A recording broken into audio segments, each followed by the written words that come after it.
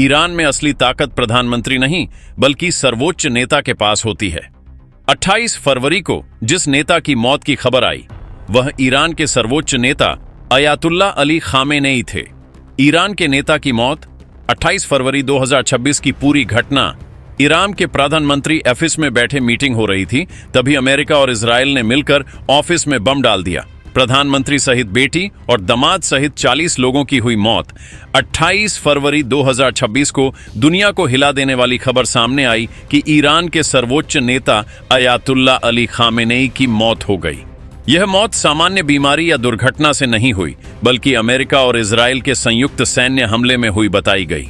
यह घटना मध्य पूर्व की राजनीति, विश्व युद्ध की आशंका और वैश्विक तनाव को नई ऊंचाई पर ले गई। ईरान में प्रधानमंत्री नहीं, सर्वोच्च नेता शक्तिशाली होता है। कई लोग समझते हैं कि ईरान का प्रधानमंत्री देश का सबसे बड़ा नेता होता है, लेकिन वास्तव में ऐसा नहीं है। ईरान में सर्वोच्च नेता, सुप्रीम लीडर, सबसे शक्तिशाली होता है। राष्ट्रपति उसके नीचे होता है। सेना, न्यायपालिका और परमाणु कार्यक्रम सर्वोच्च नेता के नियंत्रण में होते हैं। इसलिए खामेनेई की मौत को ईरान के सबसे बड़े नेता की मौत माना जा रहा है। 28 फरवरी 2026 की घटना कैसे शुरू हुई? 28 फरवरी 2026 को अमेरिका और इजराइल ने मिलकर ईरान पर बड़ा सैन्य हमला किया। इस सैन्य अभियान का उद्देश्य बताया गया ईरान के परमाणु कार्यक्रम को रोकना, ईरान की सैन्य ताकत कम करना, ईरान के नेताओं को निशाना बनाना। इस ऑपरेशन में मिसाइल और एयर स्ट्राइक दोनों शामिल थे। हमला कहां हुआ? हमला ईरान की राजधानी तेहरान में किया गया। विशेष रूप से निशाना बनाया गया सर्वोच्च नेता का परिसर, सैन्य मुख्यालय, परमाणु ठिकाने, सुरक्षा संस्थान। खामेनेई का सरकारी परिसर पूरी तरह तबाह हो गया। खामेनेई की मौत कैसे हुई? रिपोर्टों के अनुसार मिसाइल हमले में उनका कार्यालय नष्ट हो गया। वे उसी परिसर में मौजूद थे। मलबे में दबकर उनकी मौत हो गई। बाद में उनकी मौत की पुष्टि की गई। उनकी उम्र लगभग 86 वर्ष थी।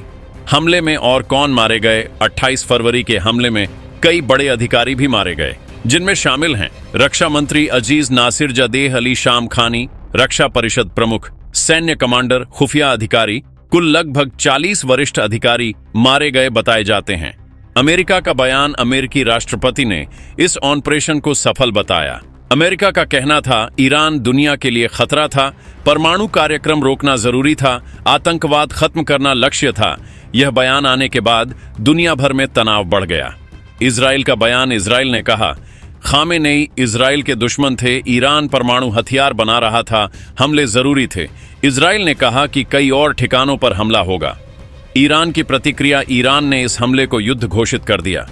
ईरान ने अमेरिका के ठिकानों पर मिसाइल दागी खाड़ी देशों में हमले किए बदला लेने की कसम खाई। इससे पूरे मध्य पूर्व में युद्ध जैसी स्थिति बन गई। आम लोगों की मौत, इस हमले में आम लोग भी मारे गए। रिपोर्ट के अनुसार 200 से अधिक लोग मारे गए, कई बच्चे भी शामिल थे। कई शहरों में बमबारी हुई। यह घटना मानवीय संकट बन गई। खामेनेई कौन थे? खामेनेई 1959 से ईरान के सर्वोच्च नेता थे। उनकी खास बातें, 36 साल सत्ता में रहे, अमेरिका के विरोधी थे, इजराइल के विरोधी थे, परमाणु कार्यक्रम का समर्थन किया। वे मध्य पूर्व की राजनीति के सबसे बड़े नेताओं में गिने जाते थे। दुनिया की प्रतिक्रिया इस घटना के बाद, संयुक्त राष्ट्र की आपात बैठक हुई, कई देशों ने चिंता जताई, युद्ध का खतरा बढ़ गया। विशेषज्ञों का कहना है कि यह घटना तीसरे विश्व युद्ध की शुरुआत भी बन सकती है। ईरान में सत्ता संकट, खामेनेई की मौत के बाद नया नेता कौन बनेगा? सेना सत्ता लेगी? सरकार बदलेगी? ये सवाल उठने लगे। देश में अस्थिरता बढ़ गई। सऊदी गजेट, क्या यह साजिश थी? कुछ विशेषज्ञ मानते हैं हमला पहले से प्लान था। खामेनेई को जानबूझकर निशाना बनाया गया। यह शासन बदलने की कोशिश थी। अमेरिका ने इसे स्वीकार नहीं किया। भविष्य में क्या हो सकता है? खामेनेई की मौत के बाद संभावनाएं, बड़ा युद्ध, सरकार बदलना, गृह युद्ध, परमाणु संकट। दुनिया के कई देश चिंतित हैं। निष्कर्ष, 28 फरवरी 2026 की घटना आधुनिक इतिहास की सबसे बड़ी राजनीतिक हत्याओं में से एक मानी जा रही है। इस हमले में पश्चिम एशिया का पावर गेम अब सिर्फ बयानबाजी तक सीमित नहीं रहा, बल्कि यह रणनीति, सैन्य शक्ति और वैश्विक गठबंधनों की खुली परीक्षा बन चुका है। ईरान, इजराइल और अमेरिका के बीच बढ़ता टकराव अब दुनिया की सबसे बड़ी भू राजनीतिक कहानी बन चुका है और हर नई सुबह के साथ हालात और ज्यादा जटिल होते जा रहे हैं। ईरान लंबे समय से खुद को पश्चिमी दबाव के सामने झुकने से इनकार करता रहा है। तेहरान की नीति स्पष्ट रही है कि वह अपनी संप्रभुता, अपने परमाणु कार्यक्रम और अपने क्षेत्रीय प्रभाव से समझौता नहीं करेगा। दूसरी तरफ इजराइल ने बार बार यह संकेत दिया है कि वह ईरान को परमाणु क्षमता हासिल करते नहीं देख सकता। तेल अवीव की सुरक्षा रणनीति इस सिद्धांत पर आधारित रही है कि संभावित खतरे को जन्म लेने से पहले ही समाप्त कर दिया जाए। इसी सोच ने इजराइल को अतीत में भी कई प्रीएम्प्टिव स्ट्राइक करने के लिए प्रेरित किया है। अमेरिका की भूमिका इस पूरे समीकरण में निर्णायक रही है।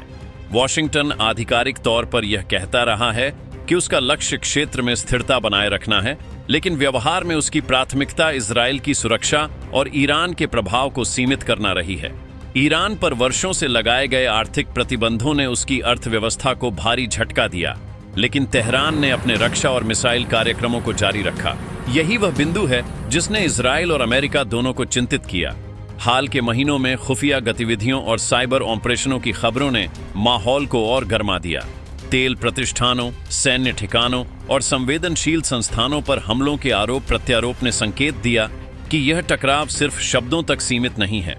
क्षेत्र में ड्रोन हमलों और मिसाइल गतिविधियों की घटनाओं ने यह स्पष्ट कर दिया कि छाया युद्ध अब खुली रणनीतिक भिड़ंत की दिशा में बढ़ रहा है। ईरान ने अपने सहयोगियों के माध्यम से क्षेत्रीय प्रभाव मजबूत किया है। इराक, सीरिया और लेबनान में मौजूद समूहों के जरिए उसने एक रणनीतिक बेल्ट तैयार की है जिसे वह अपनी सुरक्षा का कवच मानता है। इजराइल के लिए यही नेटवर्क सबसे बड़ा खतरा है, क्योंकि यह उसकी सीमाओं के आसपास दबाव बनाता है। जब भी क्षेत्र में तनाव बढ़ता है तो सीमाओं पर सैन्य तैयारियां तेज हो जाती हैं और वायु रक्षा प्रणालियां हाई अलर्ट पर चली जाती हैं। अमेरिका की नौसैनिक मौजूदगी फारस की खाड़ी में लगातार बनी हुई है। एयरक्राफ्ट कैरियर समूहों की तैनाती, युद्धपोतों की गतिविधि और रणनीतिक बम वर्षकों की उड़ानें इस बात का संकेत देती हैं कि वॉशिंगटन किसी भी अप्रत्याशित स्थिति के लिए तैयार रहना चाहता है। दूसरी तरफ ईरान ने भी अपने बैलिस्टिक मिसाइल परीक्षणों और ड्रोन तकनीक के प्रदर्शन से यह संदेश दिया है कि वह दबाव में पीछे हटने वाला नहीं है। इस पूरे संघर्ष का एक बड़ा आयाम ऊर्जा बाजार से जुड़ा है। खाड़ी क्षेत्र में किसी भी सैन्य टकराव का सीधा असर वैश्विक तेल आपूर्ति पर पड़ता है। दुनिया की अर्थव्यवस्था पहले से ही कई संकटों का सामना कर रही है और ऐसे में अगर समुद्री मार्गों पर खतरा बढ़ता है तो तेल की कीमतों में उछाल तय माना जाता है। यही कारण है कि यूरोप, एशिया और अन्य क्षेत्रीय शक्तियां लगातार शांति की अपील करती रही हैं। कूटनीतिक स्तर पर भी गतिविधियां तेज रही हैं। बैक चैनल वार्ताओं और मध्यस्थ देशों की कोशिशों ने कई बार स्थिति को नियंत्रित किया, लेकिन अविश्वास की गहरी खाई अभी भी बनी हुई है। हर बार जब बातचीत की उम्मीद जगती है, किसी नए हमले या बयान से हालात फिर बिगड़ जाते हैं। यह एक ऐसा चक्र बन चुका है जिसमें स्थायी समाधान अभी दूर दिखाई देता है। सैन्य विश्लेषकों का मानना है कि किसी भी सीधी भिड़ंत का परिणाम सिर्फ 2 देशों तक सीमित नहीं रहेगा। क्षेत्रीय शक्तियां इसमें खींच सकती हैं और एक व्यापक संघर्ष का खतरा पैदा सकता है। आधुनिक युद्ध अब सिर्फ टैंक और विमानों तक सीमित नहीं है, बल्कि साइबर स्पेस, सैटेलाइट सिस्टम और सूचना युद्ध भी इसका हिस्सा है। ऐसे में किसी भी बड़े टकराव के परिणाम वैश्विक स्तर पर महसूस किए जाएंगे। ईरान की आंतरिक राजनीति भी इस समय महत्वपूर्ण भूमिका निभा रही है। आर्थिक चुनौतियों और अंतर्राष्ट्रीय दबाव के बीच सरकार के लिए यह जरूरी है कि वह राष्ट्रीय सुरक्षा के मुद्दे पर सख्त रुख दिखाए। दूसरी तरफ इजराइल की राजनीति में भी सुरक्षा सबसे बड़ा चुनावी मुद्दा रही है। अमेरिका में भी नेतृत्व परिवर्तन और चुनावी समीकरण इस नीति को प्रभावित करते हैं। इतिहास गवाह है कि पश्चिम एशिया में छोटी चिंगारी भी बड़े विस्फोट का कारण बन सकती है। इसलिए हर बयान, हर सैन्य गतिविधि और हर कूटनीतिक कदम को बेहद सावधानी से देखा जा रहा है। वैश्विक समुदाय के लिए प्राथमिकता यह है कि तनाव नियंत्रण से बाहर न जाए।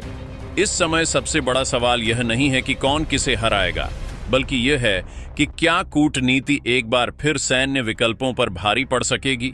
दुनिया एक ऐसे मोड़ पर खड़ी है जहां शक्ति संतुलन तेजी से बदल रहा है। ईरान, इजराइल और अमेरिका के बीच चल रहा यह टकराव आने वाले वर्षों में अंतर्राष्ट्रीय राजनीति की दिशा तय कर सकता है। दोस्तों, यह पूरी कहानी सिर्फ 3 देशों की नहीं है, बल्कि यह वैश्विक व्यवस्था, ऊर्जा सुरक्षा, सैन्य संतुलन और कूटनीतिक समझदारी की परीक्षा है। आने वाले दिनों में घटनाक्रम जिस दिशा में जाएगा, वह दुनिया की अर्थव्यवस्था और सुरक्षा ढांचे पर गहरा असर डालेगा। इसलिए जरूरी है कि हम तथ्यों और संतुलित विश्लेषण के साथ इस पूरे घटनाक्रम को समझें और अफवाहों से दूर रहें। यह थी आज की विस्तृत रिपोर्ट, जिसमें हमने ईरान, इजराइल और अमेरिका के बीच बढ़ते तनाव की पूरी पृष्ठभूमि और संभावित परिणामों को समझने की कोशिश की। दुनिया की नजरें इस क्षेत्र पर टिकी हैं और हर नया अपडेट इतिहास का हिस्सा बन सकता है। भानु, नीचे मैं आपको ईरान न्यूज टुडे के लिए एक हाई स्पीड, दमदार और परफेक्ट नैरेशन स्टाइल की लंबी स्क्रिप्ट दे रहा हूं। यह प्रोफेशनल न्यूज एनालिसिस टोन में है, जिसे आप अपने YouTube वीडियो